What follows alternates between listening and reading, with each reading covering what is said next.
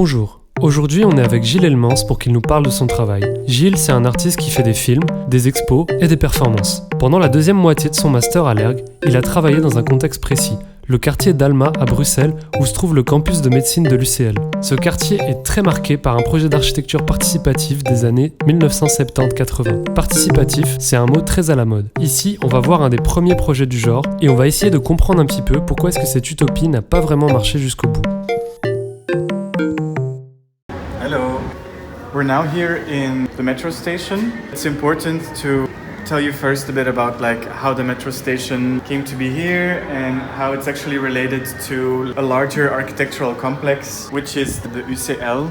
So it's a university complex in Woluwe-Saint-Lambert and that is connected to it. It was the moment in history when you had the split up between the Flemish and the French students in Leuven, known as Leuven-Vlaams.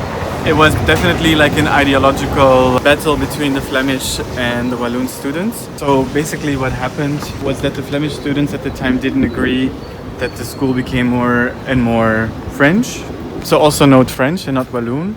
For the Flemish students, they reacted really aggressively, basically. And so in the end, French students, they built new campuses, like, for example, Louvain-la-Neuve, that most people know. Yes. But also the campus here in Woluwe-Saint-Lambert was built. And so this campus was built for the medical students. But for the medical students, it was really important that there was not the same kind of authority from religious power, like the bishops before in Leuven, and that there was also no authority on their standards of living and the way that they wanted to see architecture and living space for themselves. They wanted to have a big input in the construction work of this campus that we are now standing inside. The architect that they decided to work with is Lucien Krol, and also very important to the project is his wife Simone Krol. And so basically they are very big key factors, key players in this participation movement in architecture that took place in the 70s. Yes. Against this whole big housing complexes and big social housing blocks. For example, the one that we can see. I mean, this is not a housing project. It's a hospital, but this is a bit the atmosphere that they wanted to go against. They didn't want this kind of standardized architecture, but they really wanted an architecture that was involved and that took up the context that was pre-existing to the place that they would build it in.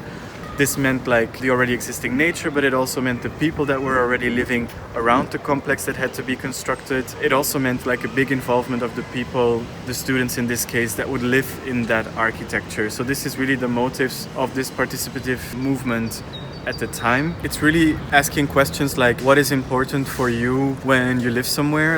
Is it important that you walk straight to school, or is it important to you that there is, for example, food provided in your near area in the nature? Or is it important to you that you can live together with all your friends in a room, or do you want to live alone? And so they asked these questions to the students, and they were part of this thinking and discussion process. So here's the Maison Médicale. It looks like a really diverse block architecture. Some students wanted big terraces, and some students wanted to have staircases and interconnecting, and so these were also all decisions made together with the students. It really looks like every spot is quite unique. Okay, and there's this big shape here. I love this shape.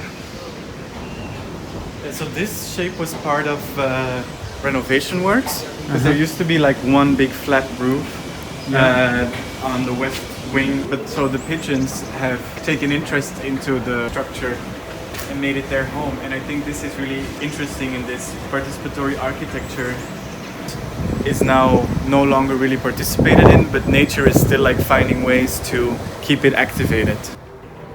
Basically, the university that had this whole participative process with the students never really got the appreciation from the management, because of course you have to imagine cost-effective and a very administrative mindset. And so for them, this whole process was not very manageable. So after 2 years into the construction process, they broke down this process and they started finishing everything in a very standardized manner. But then 10 years later, STIP came back to the proposition because the metro station Alma was going to be constructed. And so they wanted this metro to be built in this same method and the same way of thinking of context and this open and close, and like they wanted to include it. And I actually never really understood or figured out what the disposition is between STIP and then the university. This is one of the structures that shows this continuation of this approach. Basically, there were more of these. So they used to be round globe shapes, and then they have been replaced with these pyramid structures. And they used to be here for a couple of years, but then during my time of working here, the pyramids were also replaced, and they are now so replaced with these flat sheets of glass. Yeah. And I always use them as an example of how structurally this kind of standardization is taking place, but then in physical form. Pour résumer, le projet de Simone et de Lucien Kroll, c'était celui d'un quartier qui se construit au fur et à mesure, avec, d'un côté, l'implication des étudiants dans le processus de design, de l'autre, celui d'inciter les maçons à laisser libre cours à leur créativité.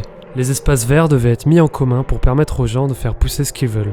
Mais malheureusement, le projet n'a pas résisté longtemps à la lourdeur administrative de l'UCL. La standardisation a effacé de nombreux modules, jugés trop compliqués, trop durs à entretenir, et l'usage des espaces est redevenu complètement classique. So this was the head mason, and he wanted to make like a sculpture of his wife and himself.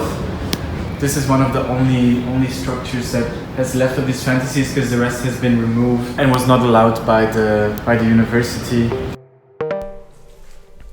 N'hésitez pas à vous abonner, à mettre un pouce bleu, et pour la suite, je vous donne rendez-vous la semaine prochaine pour un deuxième épisode.